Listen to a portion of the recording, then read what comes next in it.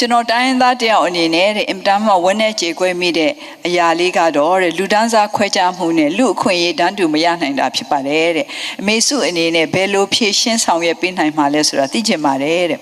ကျွန်မပြောမယ်နော်အဲ့ဒီလိုလေဒီလူဒန်းစားခွဲခြားမှုခံရတယ်ဆိုတော့ကျွန်မတို့အမျိုးသားဒီမိုကရေစီအဖွဲ့ချုပ်အရင်တော့ပေါ့နော်ဗဟိုအမှုဆောင်အဖွဲ့ကအန်ကယ်ဦးလွင်ကြီးပြောတဲ့စကားတစ်ခုပြောချင်တယ်အန်ကယ်ဦးလွင်ကတော့ကွယ်လွန်နေစာရောက်သွားပါပြီသူကအန်ကယ်ဦးလွင်ကကြည့်လို့ရှိလို့ရှင်စိတ်ကောင်းတဲ့ကလေးကြီးလိုပဲမျက်နှာဆူပုတ်ပုတ်နဲ့ဒါပေမဲ့တကယ်တော့အင်မတန်မှလည်းသဘောကောင်းတယ်အင်မတန်မှလည်းဟာသ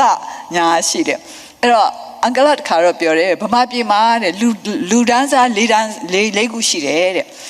ပထမအလွှာတော့တမတော်ပေါ့နော်တမတော်အရာရှိတယ်ဒါနံပါတ်1နံပါတ်2ကတော့အဲ့ဒီတမတော်အရာရှိတွေနဲ့ဆက်နွယ်နေတဲ့စီးပွားရေးလုပ်ငန်းရှင်ကြီးတွေတဲ့နံပါတ်3ကတော့တာမန်ပြည်သူပြည်သားတွေတဲ့နံပါတ်4ကတော့ NLD အဖွဲ့ဝင်တွေဖြစ်ပါတယ်လို့ပြောတယ်အဲ့တော့ကျမတို့ကလူဒန်းစားခွဲခြားမှုကိုကိုယ်တိုင်ခံခဲ့ရတယ်လူတွေပါဒါကြောင့်မလို့ကျမတို့ရဲ့တိုင်းသားဒီကောင်မောင်မတွေကလူဒန်းစားခွဲခြားမှုခံရတယ်ဆိုတော့တကယ်ကိုယ့်ရဲ့အတွေ့အကြုံရကိုချင်းစားတယ်ဒီဟာတွေပြုပြင်မှုဆိုတာဟာအခြေခံအဖြစ်ပြောရမယ်ဆိုရင်တော့ကျမတို့က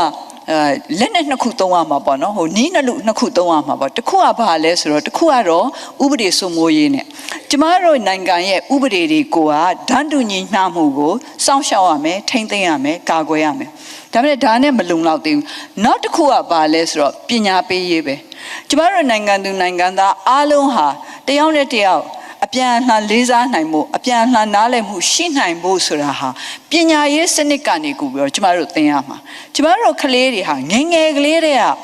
ငါတို့တိုင်းရင်းသားတွေဟာငါတို့နဲ့ဒန်းတူပဲငါတို့အတွက်အင်မတန်မှတန်ဖိုးရှိတဲ့ညီကိုမောင်နှမတွေပဲဆိုတာကိုငယ်ငယ်ကလေးတွေကစိတ်ထဲမှာတွင်းပေးရမယ်။ဘာလို့ဆိုကျမအမြင်မှာတော့ဒီလိုကျမတို့နိုင်ငံမှာတိုင်းရင်းသားတွေအများကြီးရှိတာဟာကျမတို့ဂုဏ်ယူစရာပဲဂုဏ်ယူစရာလည်းဖြစ်တယ်ပျော်စရာလည်းဖြစ်တယ်။ကျမကြုံလို့ပြောအောင်မယ်နော်။ကျမဒီနိုင်ငံမှာစီယုံခီးတွေထွက်ခဲ့တဲ့နေရာအားလုံးနဲ့မှာဆိုလို့ရှိရင်ကျမပေါ်မှာနှွေးထွေးနဲ့အဆက်ဆံဆုံးနေရာတွေဟာတိုင်းရင်းသားဒေသတွေပဲဖြစ်ပါတယ်။ဥပမာဆိုလို့ရှိရင်ချင်းပြည်နယ်ဆိုတာဟာကျမတို့နိုင်ငံမှာအဆင်းရဲဆုံးပြည်နယ်ပါနော်အဆင်းရဲဆုံးပြည်နယ်ဒါဟာဒီ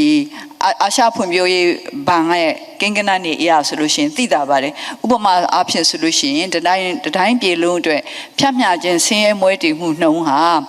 30ကျော်ပဲရှိပြီချင်းပြည်နယ်က80ကျော်